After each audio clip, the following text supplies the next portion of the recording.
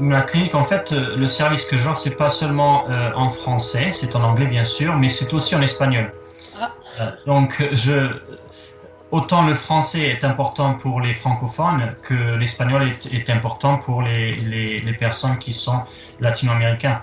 Euh, j'ai eu plusieurs opportunités d'offrir ce service dans la langue maternelle de la personne. Et en fait,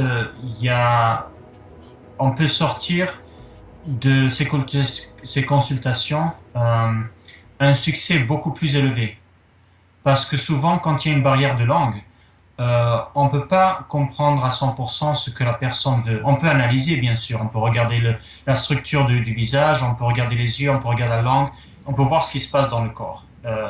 Mais le fait de pouvoir communiquer et recevoir l'information que vous dit le patient ou le client avec qui vous êtes en train d'essayer d'aider, permet de approfondir le traitement parce que le début du traitement, en fait, ne commence pas seulement avec le traitement lui-même, mais ça commence avec la communication avec le thérapeute.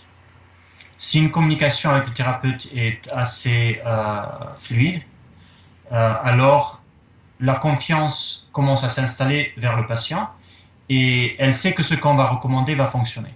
Et puis par la suite, ne pas hésiter à prendre le téléphone et appeler pour dire oh voici ce qui se passe, est-ce que c'est normal ou est-ce que c'est pas normal.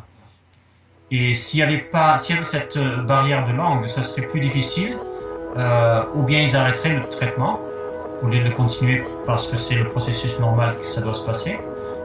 Et alors c'est très avantageux de pouvoir avoir cette communication qui est fluide dans la langue maternelle de la personne.